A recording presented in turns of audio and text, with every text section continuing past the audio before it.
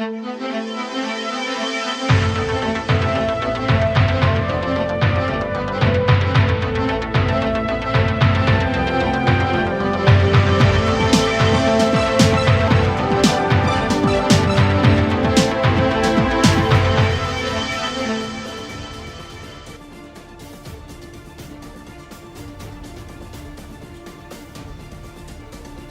the news, parents of Nigerian students in Ukraine protest at Russian embassy.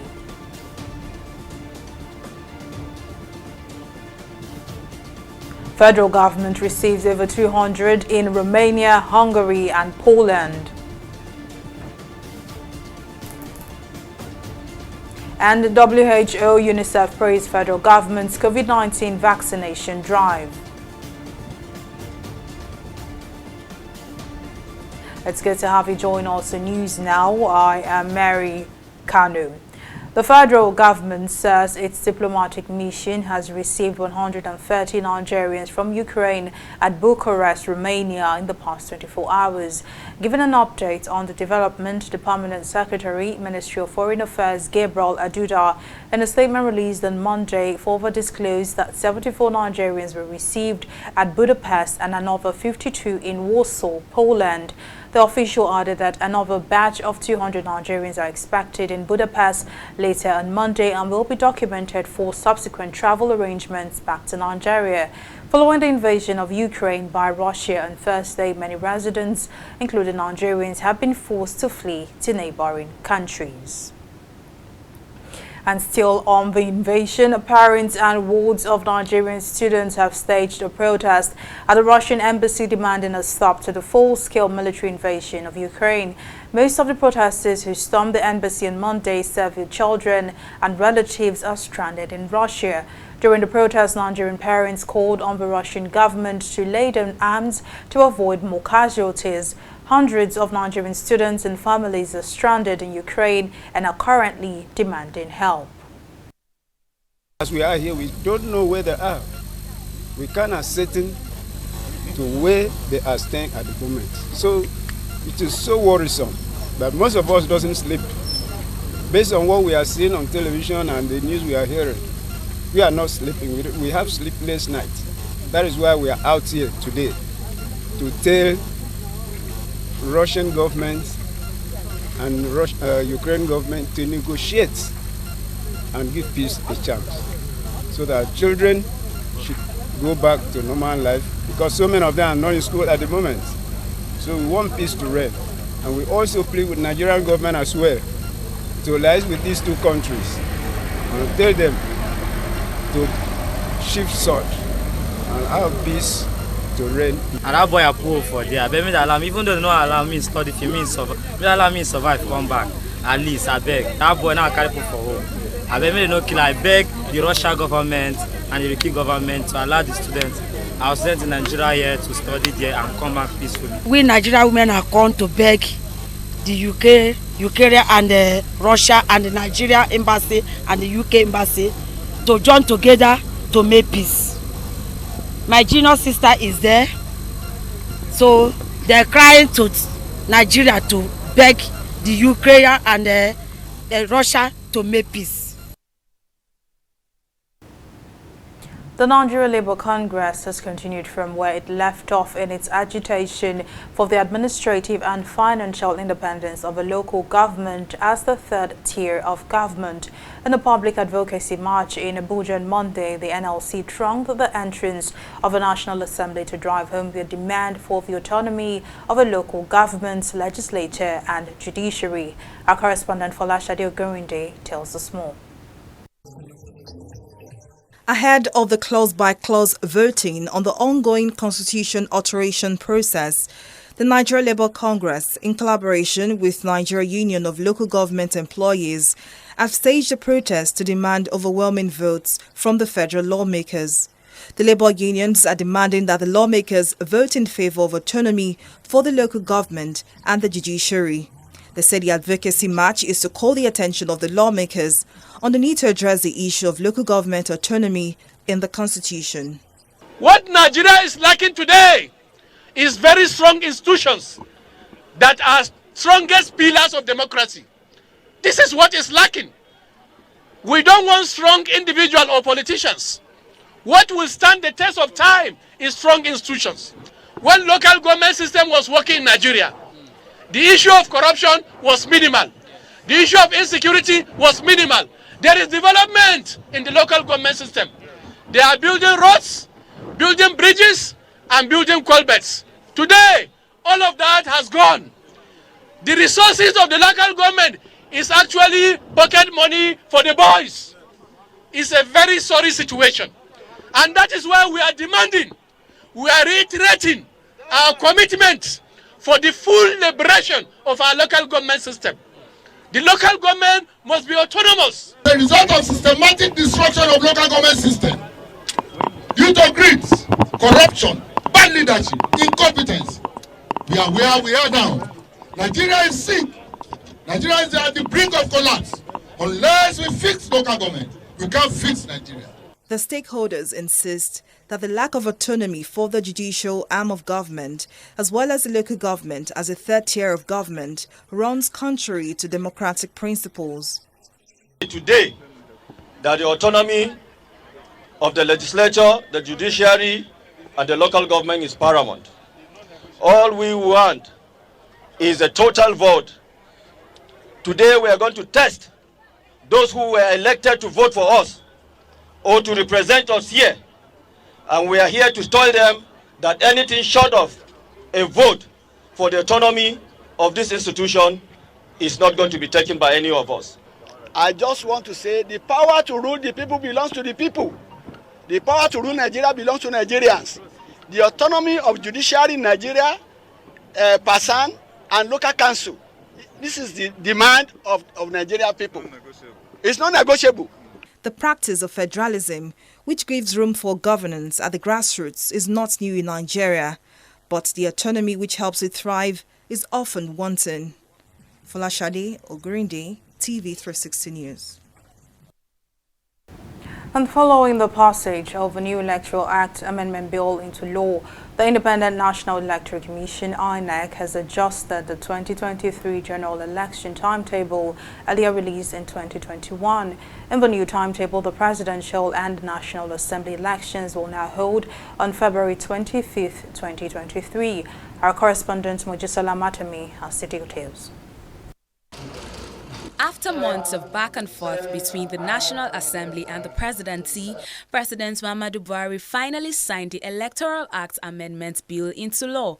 The signing of the bill has led to a change in the electoral date for the 2023 general election set by the Independent National Electoral Commission (INEC). The presidential election, initially scheduled to hold February 18, 2023, has now been shifted to February 25, 2023 to create certainty in the electoral calendar and to enable all stakeholders in the electoral process prepare adequately. The Commission has decided to adjust the dates for the 2023 general election to ensure compliance with the provisions of the new law. Accordingly, the Presidential and National Assembly elections will now hold on Saturday, 25th February 2023, while the governorship and state houses of assembly elections will hold 2 weeks later on Saturday, 11th March 2023. With this adjustment, the 2023 general election is now 363 days away. Besides setting the date for the 2023 general elections, the electoral body also set critical timelines for political party activities, which the Commission insists must be complied with in order to prevent unnecessary litigations. Publication of notice of election, Monday, 28th January 2022.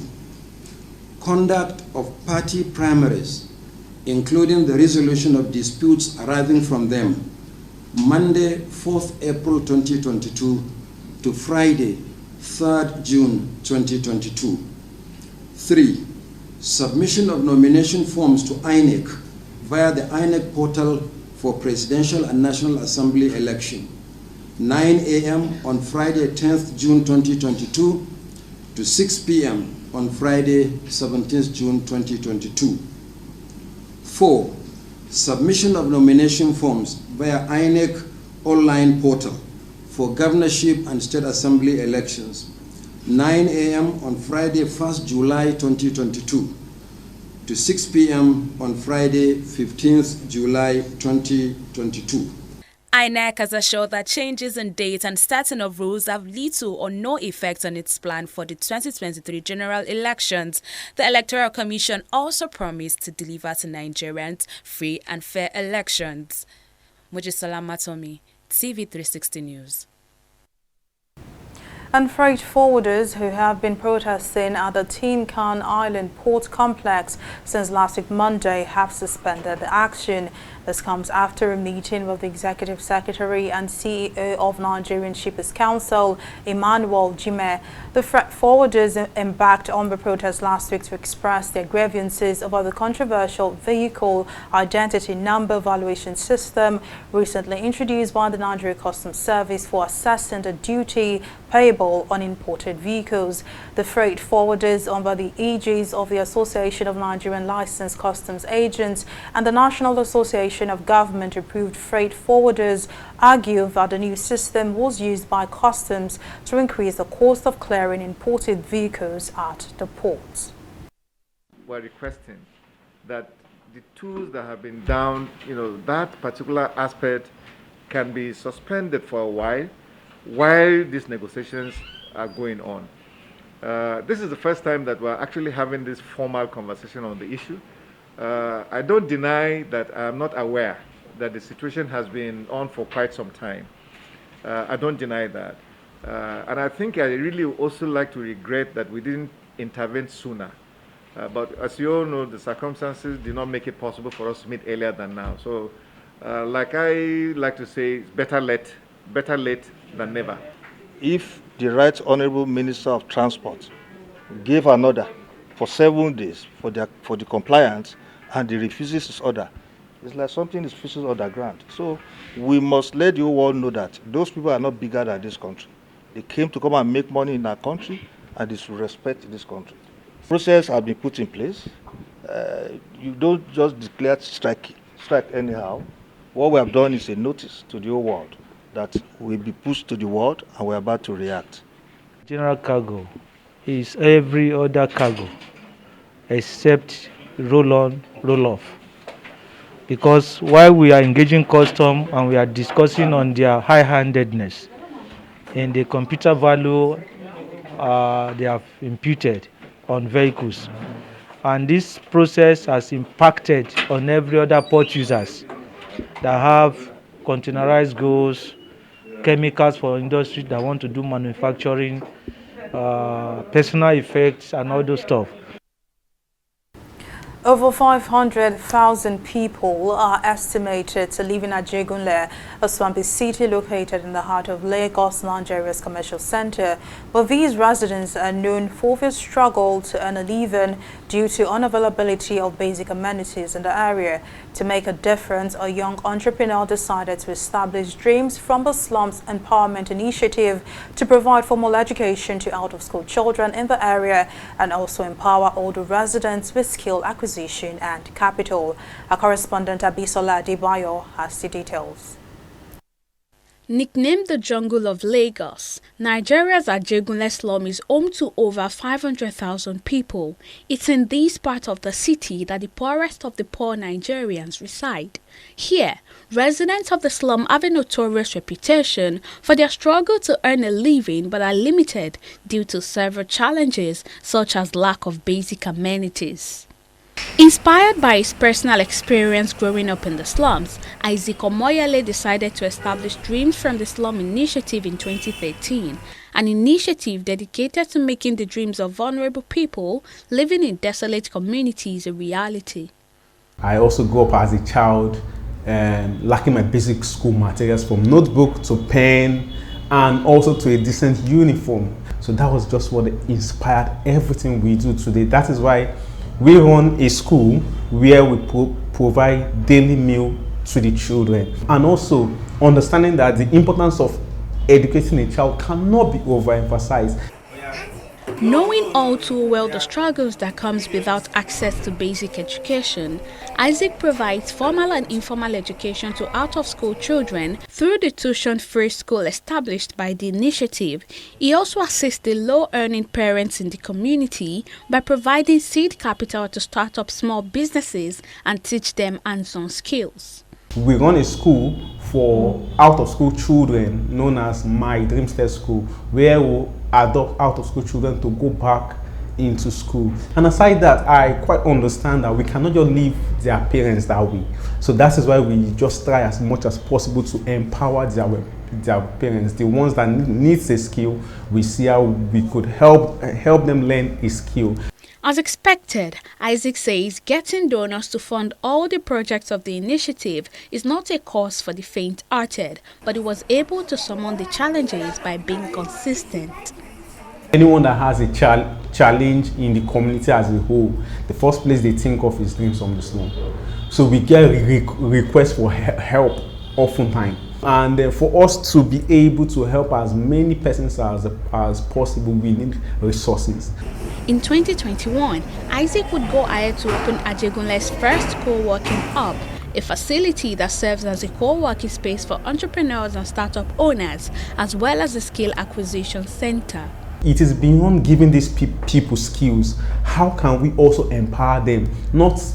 We may not be able to get work tools for everyone, but let us say we can create something whereby everyone can have work tools. That was how the vision of having the Ajegunle co-working hub for entrepreneurs and artisans, that was how it actually came in. And we said, yes, let's have a space where entrepreneurs can have access to a conducive working environment. We don't have any work station in Ajegunle. Isaac says future projections for the initiative is to open a bigger co-working hub and get more than enough sponsors on board to be able to improve the poverty-stricken lives of the inhabitants of the busy slums of Ajegunle.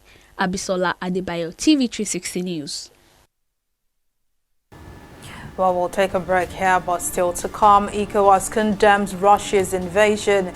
Details of the story and more right after this break.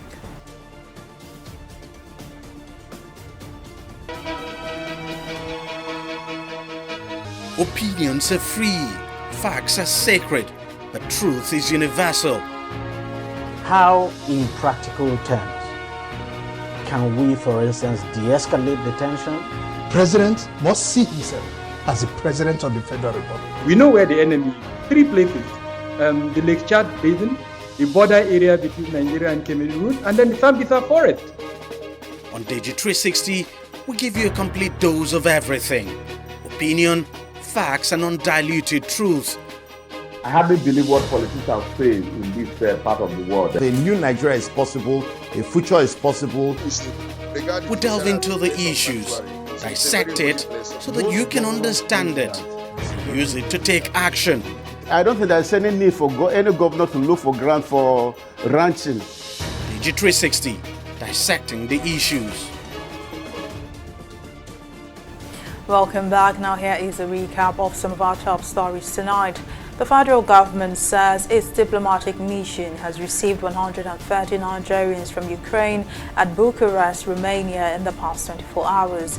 Giving an update on the development, the Permanent Secretary, Ministry of Foreign Affairs, Gabriel Aduda, in a statement released on Monday, further disclosed that 74 Nigerians were received at Budapest and another 52 in Warsaw, Poland. We also told you that parents and wards of Nigerian students have staged a protest at the Russian embassy demanding a stop to the full-scale military invasion of Ukraine. Most of the protesters who stormed the embassy on Monday said their children and relatives are stranded in Russia. During the protest, Nigerian parents called on the Russian government to lay down arms to avoid more casualties. Well, in case you missed any of the news bulletin or for more updates, do log on to our website on www.tv360nigeria.com. You can also follow us on our social media platforms on Twitter, Instagram, YouTube, and Google Plus at TV360 Nigeria. On Facebook, that's TV360 Online.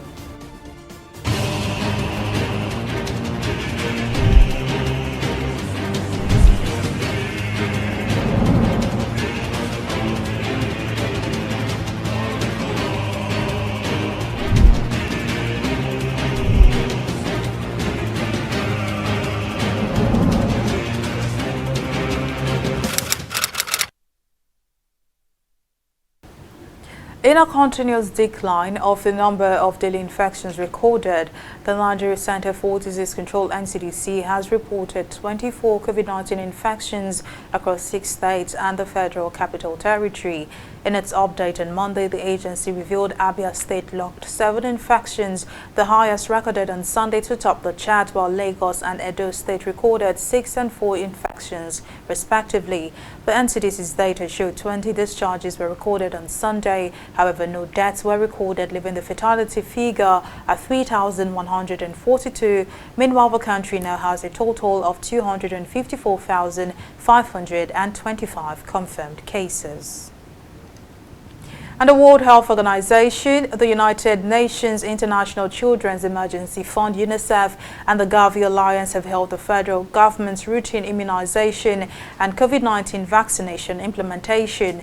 The organizations noted that while there is an urgent need to invest in expansion of the overall cold chain capacity for the storage of vaccines, especially at the local government level, the country has achieved significant progress in childhood immunization and COVID-19 vaccination. Latest data from the National Primary Healthcare Development Agency shows that as of February 23, 2022, over 70 million eligible persons targeted for COVID-19 vaccination were reached with the first dose, while over 7 million people were reached with the second dose. We'll take a break now and return with business updates. Just stay with us.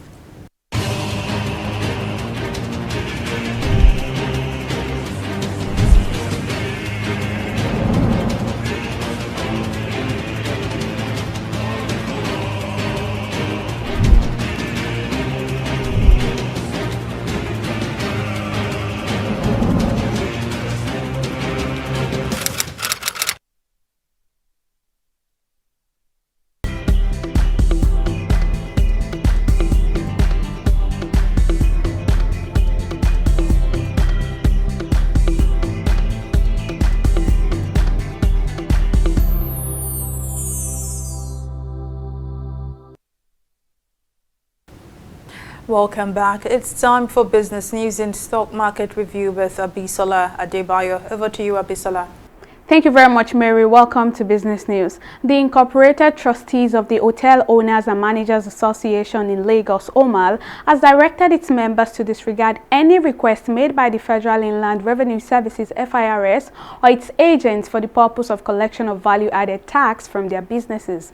The association said it had been resisting since 2018 efforts of the FIRS to levy VAT on the businesses of its members, and contrary to the judgment of a federal high court in Lagos that declared such levy as illegal, null and void. The association also expressed surprise that despite the pendency of the case, its members were being invited by the FIRS for the briefing in preparation for the installation of the said software in their respective places of businesses. The Nigerian National Petroleum Company Limited (NNPC) has once again promised that the premium motor spirit, also known as petrol, will be available in sufficient quantity within the shortest possible time.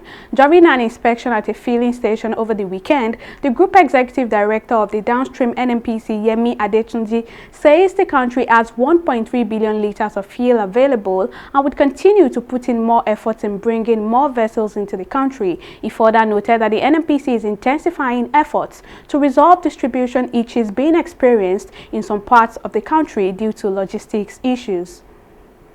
Ensure that we see things for ourselves, how things are improving, to ensure that petroleum products, PMS in this case petrol, is available at all stations, not just NNPC stations, but all stations in Abuja and throughout the nation, to give relief to Nigerians, so for them to be able to access petrol easily.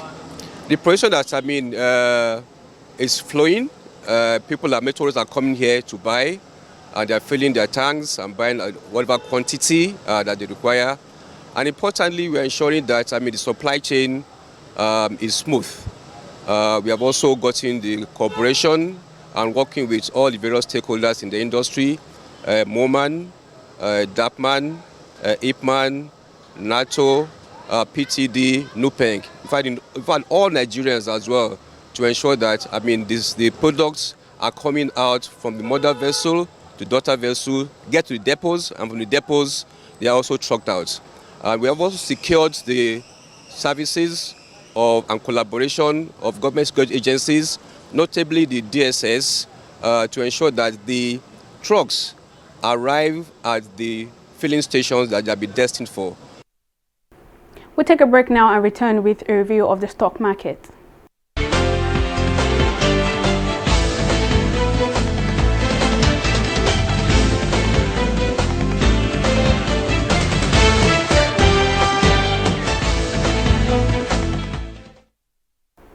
Nigeria's equities market opened this week on a positive note, rising by 0.14% at the close of Monday's trading and adding 70 billion naira to the total market value. At the close of trading, the all-share index increased to close at 47,394 basis points. Moving on, Linkage Assurance led the gainers league after its share price moved up from preceding day low of 50 kobo to 55 kobo, followed by Royal Exchange, which increased by 12 kobo at the close of today's trading. Zooming in on the losers table, Academy and RT Briscoe led that table as they both recorded a combined 28 kobo loss. Sifting through the sea of greens now, the market summary, a total volume sees 300 million units of shares valued at over 2 billion naira, exchanging hands in 5,434 deals. Moving on to the global market, the FTSE, the Dow Jones are in the negative territory, but Japan stocks Nikkei is in the positive territory. Britain's banks were among the biggest failures on the London Stocks Exchange on Monday after Western governments agreed over the weekend to expand financial sanctions against Russia, which is what has affected the FTSE, dragging it back to the negative territory. The Dow Jones in the same vein also slipped further on Monday as Russian and Ukraine leaders reportedly met to talk at the Belarusian border. Treasury yields tumbled, oil prices surged, and defense stocks rallied as European countries continue to respond to Russia's attack. But on the other hand, Japanese stocks reversed course to end high on Monday as investors hoped for a positive outcome from the planned talks between Russia and Ukraine, easing concerns about the economic impact of harsh Western sanctions against Moscow. That's all on Stock Market Report. Over to you, Mary, for the rest of the news. Well, thank you for that update, Abisala. And now on the global scene, the West African Regional Bloc, ECOWAS, has condemned the Russian Federation's invasion of Ukraine. A statement issued by the Commission called on the fighting nations to end the war in order to avoid more human casualties, particularly among the civilians. ECOWAS also called on the two countries to ensure the safety of Africans living in Ukraine. Its statement came as Russia and Ukraine began face-to-face talks for the first time since Russian forces entered Ukraine 5 days ago. Well, up next is Entertainment Report.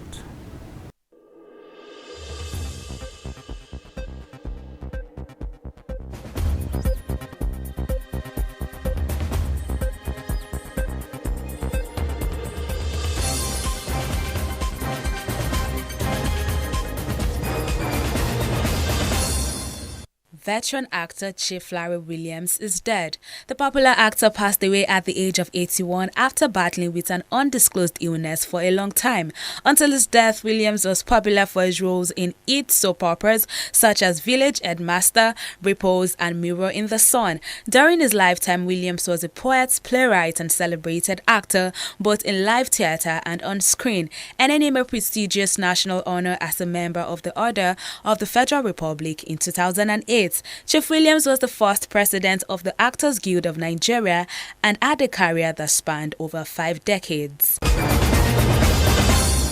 Nigerian filmmaker Tunde Kelani has announced plans to produce a new movie immortalizing late Fuji icon Ayinde Barrister. Kelani recently unveiled plans for the new project during the grand finale of the festival organized to celebrate the life and achievement of the musician. According to the movie producer, the forthcoming project, unofficially titled Sikiru Ayinde Barrister, would help spotlight the late musician's contribution to the growth of Fuji music. Kelani's announcement comes in the wake of the success of Ayinla, a biopic on late Akpala singer Ayinla Omowura, which was met with positive reviews, and in 2021, the movie bagged multiple African Movie Academy Awards nominations.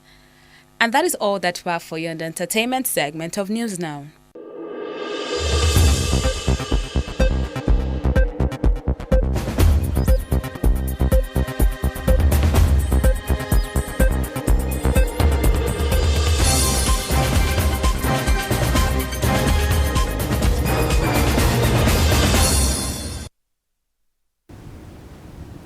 And now in sports, football's international governing body, FIFA, has said no international football matches will be played in Russia and the country's flag and anthem will be prohibited from matches abroad. The governing body announced this in the wake of the invasion of Ukraine. It said Russia's national teams would henceforth compete only as the Football Union of Russia, and its games would be held with no fans and on neutral territory. Well, that's the size of our news bulletin at this time. Many thanks for watching. I am Mary Kanu. Bye for now.